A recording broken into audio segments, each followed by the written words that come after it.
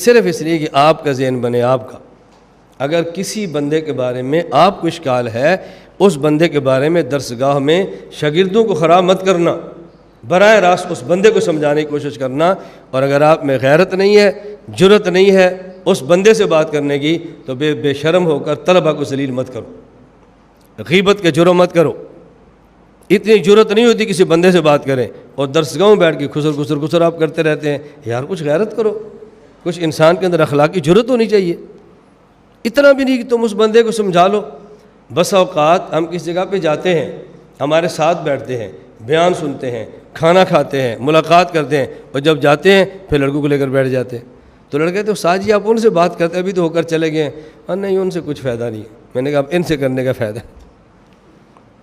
میں خیر عرض کر رہا تھا کہ اصول کا وہاں معنی اور ہے اور یہاں معنی اور ہے۔ اس مجتہد کا مذہب مدون ہو کر مقلد کے پاس تواتر کے ساتھ پہنچاؤ۔ مدون ہونے کا معنی اس مجتہد کا مذہب لکھا ہوا مقلد کے پاس پہنچے، تحریر شدہ مقلد کے پاس پہنچے۔ یہ مدون کی قید اگر آپ کو سمجھ آ گئی نا، اس سے ایک بہت بڑا سوال ختم ہو جائے گا۔ آگے آئیں گے سوال، لیکن ابھی ذہن میں رکھ لیں تو سوال پیدا ہی نہیں ہوں گے۔ کیوں؟ بہت سارے احباب یہ بات کہتے ہیں، اگر آپ نے پیغمبر صلی اللہ علیہ وسلم کے بعد کسی شخص کی تقلید کرنی ہی تھی تو آپ تقلید کسی صحابی کی کر لیتے، حضرت ابوبکر صدیق کی کر لیتے، حضرت عمر کی کر لیتے، حضرت عثمان کی کر لیتے، حضرت علی کر لیتے، حضرت معاویہ کی کر لیتے۔ کتنے صحابہ تھے؟ تقلید کرنی ہی تھی تو کسی صحابی کی کر لیتے۔ تقلید کی ہے تو بعد کے بندے کی ہے، صحابہ کی کرتے۔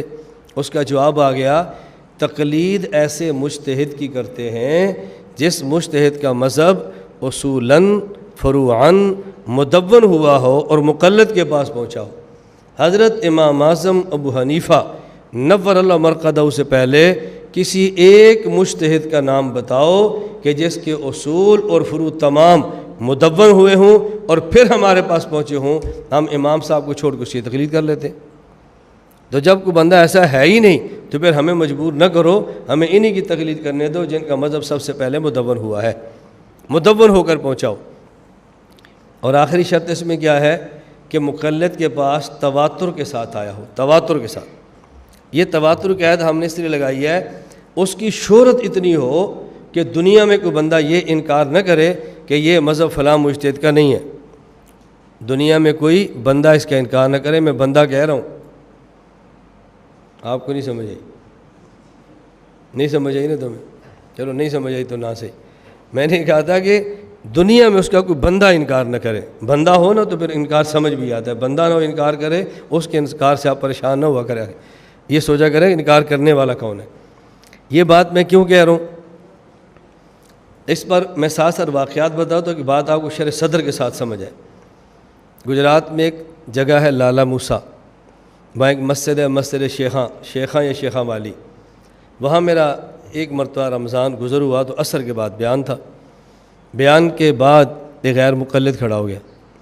اب دیکھیں کتنا بہترین سوال ہے، وہ لڑکے نے سوال کیا، لیکن ان کے خطبہ یہ بات تقریروں میں کہتے ہیں۔ جو سمجھدار قسم کے غیر مقلد سمجھدار، وہ اس انداز میں بات کرتے ہیں حنفی لڑکوں کا ذہن خراب کرنے کے لیے۔ وہ کہتے ہیں امام ابو حنیفہ رحمۃ اللہ علیہ بہت بڑے عالم تھے، بہت بڑے زاہد تھے، بہت بڑے متقی تھے اور بہت نیک آدمی تھے۔ اسی وجہ سے امام صاحب نے فرما دیا تھا کہ میرے مسئلہ اگر آئے، اس کے مقابلے میں حدیث ملے تو حدیث لینا، میرا مسئلہ چھوڑ دیں، اس لیے فرمایا تھا، اور بہت نیک آدمی تھے۔ لیکن یہ فقہ حضرت امام ابو حنیفہ کے بعد لکھی گئی ہے، اس میں مسئلے گندے قسم کے داخل کر دیے گئے ہیں، اور نسبت اس کی وہ شریف آدمی کی طرف کر دی گئی ہے، نسبت آدمی نیک آدمی کی طرف۔ ان کو پتہ بھی نہیں ہے، مولانا امام نے نیک آدمی تھے، شریف آدمی تھے، ان کو پتہ بھی نہیں، لکھا بعد میں، کتب میں گند داخل کر دیا، اور پھر کہتے ہیں ابو حنیفہ کا مذہب ہے۔ ہدایہ والا کہتے ہیں ابو حنیفہ کا مذہب ہے، اس بیچارے کو پتہ بھی نہیں، وہ دنیا سے بھی چلا گیا۔ یہ بات سمجھانے کے بعد پھر وہ مسائل سناتے ہیں، دیکھو کتنا گندا مسئلہ ہے، کتنا غلط مسئلہ ہے، حدیث پاک کے خلاف ہے، یہ ہے یہ ہے یہ ہے، یوں مسائل شروع کریں گے۔ بھلا ایسے ہو سکتا ہے؟ امام حنیفہ یہ عالمگیریہ میں لکھا ہے، کوئی شخص اپنی ماں سے نکاح کرے، نکاح کر کے ماں سے ہم بستری بھی کرے تو اس کے اوپر حد نہیں ہے۔ اتنا بڑا گناہ اور حد ہی نہیں ہے، یہ کیسے ہو سکتا ہے؟ عام آدمی کسی عورت سے زنا کر لے تو حد ہے، اور ماں سے زنا کرے تو حد ہی نہیں ہے، ایسے ہو سکتا ہے؟ اب دیکھو یہ عالمگیری کا حوالہ کوئی آپ کو بھی دے تو آپ بھی پریشان ہو جا رہی، کیسے ہو سکتا ہے؟ جب عبارات فقہ اس سال میرے ذمہ ہے، جب اس پر یہ آئیں گے نا باتیں تو میں انشاءاللہ پھر اس کے جوابات وہاں دوں گا، تو پھر آپ کو احساس ہوگا اس کے جوابات آسان کتنے ہیں، بس سمجھنے اور سمجھانے کا سلیقہ بندے کو آنا چاہیے۔ میں اب جو بات سمجھانے لگا ہوں یہ بات کہیں گے، پھر ساتھ ہی وہ چیلنج کر دیتے ہیں، تم حنفیوں میں سے کسی کو چیلنج کر دو، اگر یہ فقہ کے مسئلے امام ابو حنیفہ سے کسی صحیح سند سے ثابت کر دیں، ہم حنفی ہو جائیں گے اور اہل حدیث مذہب کو چھوڑ دیں گے۔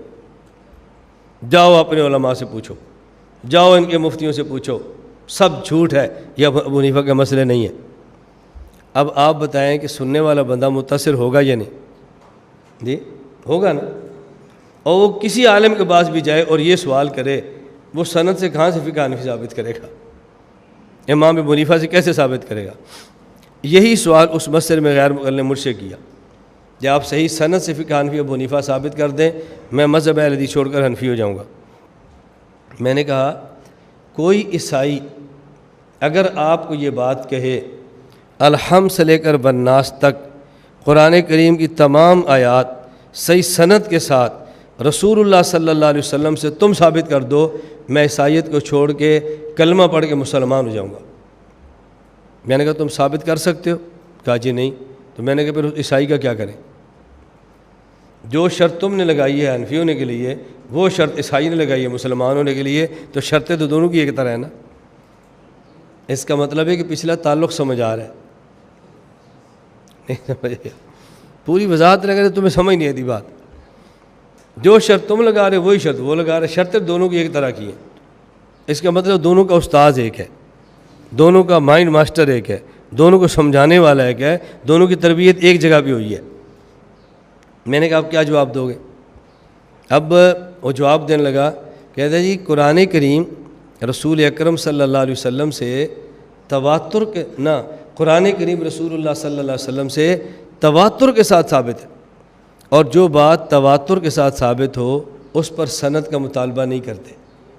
میں نے کہا جس طرح قرآن کریم رسول اکرم صلی اللہ علیہ وسلم سے تواتر کے ساتھ ثابت ہے، سند کا مطالبہ نہیں کرتے، بالکل اسی طرح فقہ حنفی امام ابو حنیفہ سے تواتر کے ساتھ ثابت ہے، لہذا یہاں بھی مطالبہ سند کا نہیں کرتے، یہاں بھی مطالبہ سند کا نہیں کرتے۔ اس لیے ہم نے کہا تقلید کے لیے ضروری ہے کہ اس مجتہد کا مذہب مدون ہو کر اصولاً اور فروعاً مقلد کے پاس تواتر کے ساتھ پہنچا، اور ہمارے پاس ہمارے امام کا مذہب تواتر سے پہنچا ہے، ہم تقلید کرتے ہیں۔ آپ کسی صحابی کا مذہب جو مدون ہو اصولاً فروعاً پھر تواتر سے امت کے پاس پہنچا ہو، ہمیں دکھا دو، ہم چھوڑ کے تقلید ادھر چلے جاتے ہیں۔ ہماری کوئی لڑائی ہے؟ صحابہ کرام رضی اللہ عنہم مجمعین ہمارے ایمان کا حصہ ہیں، بلکہ ہمارا ایمان ہے۔ بات تقلید کی ہو رہی ہے جو اس مسئلے کو اچھی طرح سمجھنا چاہیے۔ تو میں نے تقلید کے معنی پر تھوڑی سی بات کی، آپ ذہن نشین فرما لیں۔ تو تقلید کو سمجھانے کے لیے نمبر 1 تقلید کا معنی، نمبر 2 تقلید کے دلائل، نمبر 3 تقلید پر اعتراضات اور ان کے جوابات، نمبر 4 تقلید نہ کرنے کے نقصانات۔ یہ 4 چیزیں ذہن میں رکھ لیں گے تو تقلید کے مسئلے کو سمجھانا بہت آسان ہوگا۔ آگے دیکھیں تقلید کے دلائل۔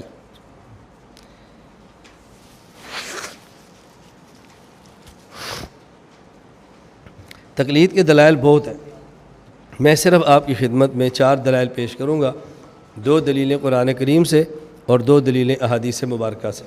قرآن کریم سے تقلید پر سب سے پہلی دلیل سورۃ الفاتحہ، اہدنا الصراط المستقیم صراط الذین انعمت علیہم غیر المغضوب علیہم ولا الضالین۔ یہ سورۃ الفاتحہ کا نصف ہے۔ پوری سورۃ الفاتحہ الحمدللہ رب العالمین الرحمن الرحیم مالک یوم الدین ایاک نعبد و ایاک نستعین، یہ آدھی۔ اہدنا الصراط المستقیم صراط الذین انعمت علیہم غیر المغضوب علیہم ولا الضالین، یہ آدھی۔ آدھی سورۃ الفاتحہ میں توحید ہے، اور آدھی سورۃ الفاتحہ میں تقلید ہے، آدھی سورۃ الفاتحہ میں توحید ہے اور آدھی سورۃ الفاتحہ میں تقلید ہے۔ اس کا معنی ہم موحد بھی ہیں مقلد بھی ہیں۔ پوری سورۃ الفاتحہ مانتے ہیں نا، تو موحد بھی ہیں اور مقلد بھی ہیں۔ جو موحد ہو اور مقلد نہ ہو وہ بھی سورۃ الفاتحہ کو نہیں مانتا، اور جو مقلد ہو اور موحد نہ ہو وہ بھی سورۃ الفاتحہ کو نہیں مانتا۔ یہ دو طبقے ہیں، ایک موحد ہونے کا دعویٰ کرتا ہے اور مقلد ہونے سے بھاگتا ہے، ایک مقلد ہونے کا دعویٰ کرتا ہے اور عملاً موحد ہونے سے بھاگتا ہے۔ عملاً یہ دفعہ دخل مقدر میں درمیان پہ ڈالتا ہوں، آپ سمجھ جائے کریں، زبان سے تو وہ نہیں کہتا، زبان سے توحید سیمینار بھی کرتے ہیں۔ آپ کا واسطہ پڑے گا دو قسم کے لوگوں سے۔ ایک قسم کا طبقہ یہ ہے کہ آپ کے دادا جان فوت ہو گئے، جی فوت ہو گئے، ان کے لیے کبھی آپ نے چاول پکا کے اصالِ ثواب کیا ہے؟ جی کیا ہے۔ اور جو دیگ چاول کی پکائی ہے اس کے اوپر آپ نے سورۃ الفاتحہ بھی پڑھی تھی؟ کہا جی نہیں پڑھی تھی۔ تو پھر یہ تمہارے چاول اور چاولوں کا ثواب تمہارے دادا ابو تک نہیں پہنچا، کیوں؟ آپ نے فاتحہ جو نہیں پڑھی چاول پر۔ دوسرا طبقہ، آپ نے فجر کی نماز پڑھی ہے؟ جی پڑھی ہے۔ با جماعت پڑھی ہے بے جماعت پڑھی ہے؟ اکیلے نہیں، با جماعت پڑھی ہے۔ امام کو بھی جو فاتحہ پڑھی تھی؟ نہیں پڑھی تھی۔ تو پھر تمہاری نماز اللہ کے یہاں قبول نہیں ہوتی۔ ایک کہہ رہا ہے چاول کی دیگ پر فاتحہ نہ پڑھیں تو چاول قبول نہیں ہوتے، اور ایک کہہ رہا ہے امام کو فاتحہ نہ پڑھیں تو پھر نماز قبول نہیں ہوتی۔ ایک فاتحہ الطعام والا ہے، ایک فاتحہ خلف الامام والا ہے، لڑ رہے ہیں، ایک فاتحہ الطعام والا اور ایک فاتحہ خلف الامام والا۔ یہ جو فاتحہ الطعام والا ہے یہ توحید سے ڈرتا ہے، اور فاتحہ خلف الامام والا یہ تقلید سے ڈرتا ہے۔ آدھی فاتحہ کو وہ چھوڑ دیتا ہے، آدھی فاتحہ کو وہ چھوڑ دیتا ہے۔ فاتحہ پڑھنے پر دونوں لڑتے ہیں، عملاً آدھی فاتحہ وہ چھوڑتا ہے، آدھی فاتحہ وہ چھوڑتا ہے۔ اور ہم دیوبند والے نہ فاتحہ الطعام پہ لڑتے ہیں نہ فاتحہ خلف الامام پہ لڑتے ہیں، اور پوری فاتحہ مان لیتے ہیں، توحید بھی مانتے ہیں تقلید بھی مانتے ہیں۔ اب آپ بتاؤ، جو کچھ مانے اور کچھ نہ مانے، جو کچھ مانے اور کچھ نہ مانے یہ لڑا رہا ہے، اور جو سب کچھ مانے یہ لڑا نہیں رہا، یہ جوڑ رہا ہے۔ کچھ مانے اور کچھ نہ مانے یہ توڑ والا ہے، اور سب کچھ مانے تو یہ جوڑ والا ہے۔ تو ہم دیوبند والے جوڑ والے ہیں، توڑ والے نہیں ہیں۔ توڑ والا وہ ہے جو فاتحہ الطعام پہ لڑتا ہے، توڑ والا وہ ہے جو فاتحہ خلف الامام پہ لڑتا ہے، اور آدھی مانتا ہے آدھی نہیں مانتا۔ ہم فاتحہ الطعام پہ بھی نہیں لڑتے، فاتحہ خلف الامام پہ بھی نہیں لڑتے، اور پوری فاتحہ مانتے ہیں، موحد بھی ہیں مقلد بھی ہیں۔ اس لیے دیوبند یہ توڑ والے نہیں ہیں، دیوبند جوڑ والے۔ اور ہم کہتے ہیں پاکستان کی ایجنسیوں کو، خفیہ اداروں کو، کہ جو ملک میں امت کو توڑتے ہیں ان کو پکڑو، لیکن یہ دیکھو کہ توڑ والا ہے کون، یہ دیکھو کہ جوڑ والا ہے کون۔ قرآن کریم کی سب سے پہلی سورۃ الفاتحہ ہے، وہ اسی سے امت کو توڑ رہے ہیں، آپ ان کو کہہ رہے ہو کہ بہت اچھے ہیں، اور ہم اسی فاتحہ سے امت کو جوڑ رہے ہیں، اور ہمارے مشہور ہے کہ دیوبند والے توڑتے ہیں۔ تو دیوبند توڑ والے نہیں ہیں، دیوبند یا جوڑ والے۔ یہ سمجھانا سیکھو کہ ہم کیسے جوڑ والے ہیں، سمجھانا تو سیکھو نا۔ ہم سمجھاتے نہیں ہیں اور پھر دیوبندی نسبت سے دوڑنا شروع کر دیتے۔ میں اکثر ابھی یہ ان حالات ہیں نا، ان حالات میں آپ کے علم میں کتنے بڑے بڑے نام ہیں، آپ مجھ سے زیادہ جانتے ہیں۔ بھئی میں خود کو دیوبندی نہیں کہتا، ہم دیوبند کی نسبت نہیں کرتے، دیوبند کی نسبت سے فرقہ واریت کی بو آ رہی ہے، یہ ہم نہیں کر سکتے۔ مجھے آپ ایک بات سمجھاؤ، ہمارا تعلیمی بورڈ وفاق المدارس العربیہ پاکستان ہے، میرا مدرسہ وفاق المدارس کے ساتھ ملحق ہے، اور الحاق کے لیے جو ہمیں فارم دیا گیا ہے اس فارم پر پہلی شک یہ ہے کہ آپ کا مسلکاً دیوبندی ہونا شرط ہے۔ اگر میں دیوبندی نہ لکھوں تو میرا الحاق وفاق قبول نہیں کرتا۔ میرے مدرسے میں ایجنسی آ جائے کوئی بھی، وہ مجھ سے پوچھے کہ آپ کا مذہب کیا ہے، میں کہتا ہوں مسلمان، وہ کہتا ہے نہیں مولانا صاحب صحیح بات بتاؤ۔ نہیں میں سیدھا سادہ نہیں، تم سیدھی بات بتاؤ۔ میں کہتا ہوں دیوبندی، ہاں اب بات ٹھیک ہی ہے نا۔ میں اگر دیوبندی نہ لکھوں وفاق قبول نہیں کرتا، دیوبندی نہ لکھوں ایجنسیاں میرا مدرسہ رجسٹر نہیں کرتی، تو میں دیوبندی لکھنے پر مجبور ہوں نا۔ بتاؤ، بولو نا۔